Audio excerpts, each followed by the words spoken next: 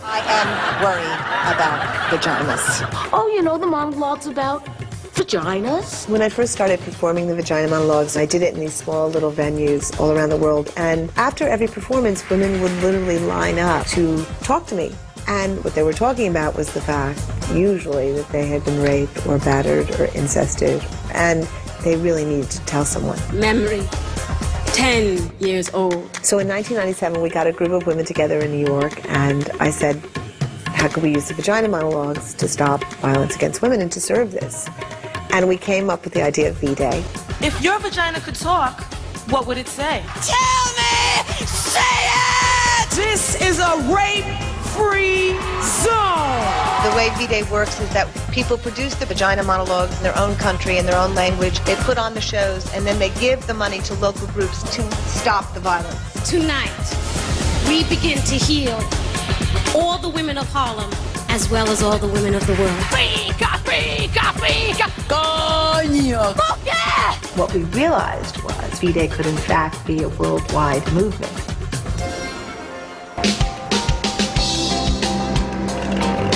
Many, many years ago, the comfort women who were the sex slaves during World War II were basically sold to the Japanese officers.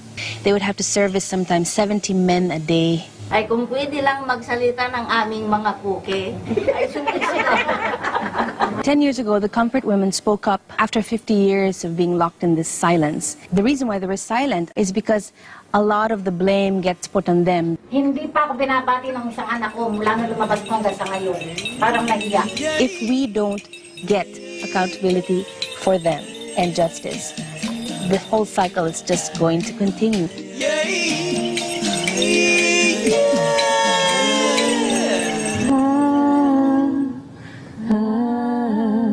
My mother died when a man punched her in the heart.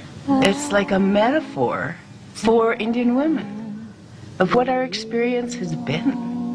I grew up in a home where there was domestic violence, and grew up at a time when I got to the dating age. I always looked forward to the time that I was going with a girl long enough that I could slap her or hit her, because I thought that that was not only cool, but, you know, that it showed ownership. The fact that we accept it, the fact that we don't think it's extraordinary, that it's outrageous, that it's obscene, that this many women are being abused is the problem. Nobody's ever come here for us. It's always about poverty, housing, unemployment, but never about the women.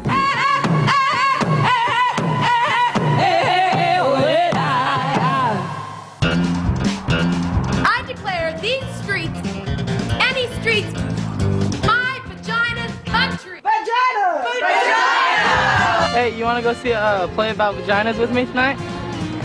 I know you're up for it. There is a certain shock value to hearing words about genitalia that are rarely spoken. Live theater is an incredibly powerful vehicle to see friends and neighbors up on stage telling these stories, reading these monologues. It's an incredibly powerful way to reach down, touch people, and hopefully change some attitudes. Agnes was walking through the Rift Valley, literally on foot, teaching communities everywhere she went why they shouldn't be mutilating little girls. We asked her what we could give her, and she said, you could give me a Jeep, it would get me there faster. We all know that we are here because we have said no to female circumcision. You know, female circumcision is a culture, and it is a tradition that is deeply rooted in the people. And so we bring you here to tell you that you are now a grown-up, you don't need to look for anything else. You don't need the cutting to be a grown-up. In the beginning, I was shy because I thought people will hate me, but I appreciate myself, and I have that courage to live the way I want. However long it takes for you to tell your story, take your time. Take your time, take your breath, take your moment. It's your story, nobody else's. Until you're ready to release it, then it becomes the world.